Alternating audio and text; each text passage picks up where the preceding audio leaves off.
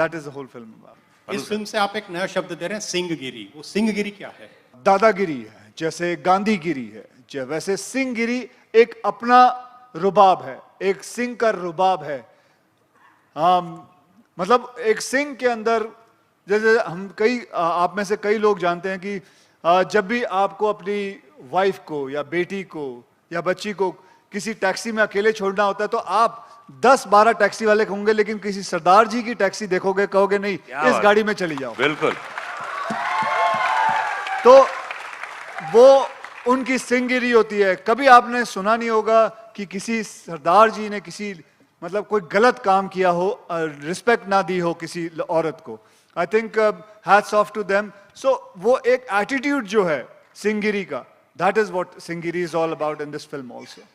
सिखों को देखो, वे सेना में भी होते हैं तो अपनी पगड़ी बरकरार रखते हैं, चाहे राष्ट्रपति सामने हो, चाहे प्रधानमंत्री सामने हो, चाहे वो सेना के सर्वोच्च अधिकारी हो, चाहे वो देश में हो, चाहे वो फ्रांस में हो। फ्रांस में बहुत सारे सिख हैं जो सेना में भर्ती हैं।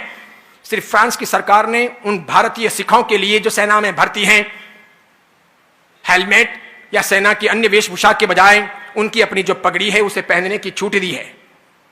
उसी प्रकार स्कूल की और कॉलेज की यूनिफॉर्म कैसी भी हो, फिर भी फ्रांस में या विदेशों में जो सिख रहते हैं वे सभी अपनी पगड़ी को धारण करके फिर जाते हैं। कई गुरुद्वारों में विहार के दौरान हमें उतरने का मौका मिलता है, वहां की मैं लंगर की व्यवस्था देखता हूं। सुनकर के आप आश्चर्य करोगे, अपने यहां पर तो एक 5,000 रुपए का भी कोई अनुदान दिया हो तो सबसे पहले हम नाम की चिंता करते हैं कि मेरा बोर्ड कहां लगेगा, मेरा नाम कहां आएगा, मेरा सम्मान होगा या नहीं होगा। फिर वो नाम भी होगा तो रुपए तो देंगे इतने, नाम होगा इतना। बेटा, पोता, परपोता, छोटा, बड़ा, बिटिया, बेटा, सबके नाम लिख दिए जाएंगे। फिर बाप के, दादे के, उनके भी लिख दिए जाएंगे। यहां तक कि मुन्ना मुन्नी जो पेट में पल रहे होंगे उनके भी लिख दिए जाएंगे। इतने लिखेंगे। और किसी गुरुद्वारे में जाओ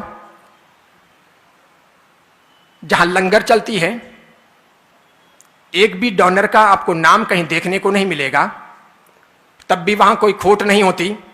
रोज कई ट्रकें आती हैं, किसी में से गुड़ उतरता है, किसी में से आटा उतरता है, किसी में से चावल या गेहूं उतरते हैं, किसी में से दाल और मसाले उतरते हैं।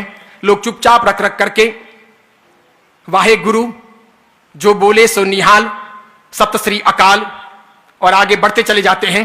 और इस कदर उनकी व्यवस्थाएं मजबूती के आधार पर डेवलप हो रही, ऐसी विकसित हो रही कि वे लोग अपने हिसाब से अपने धर्म के अनुसार चल रहे, हम सब जगह पर बदलते जा रहे। देखो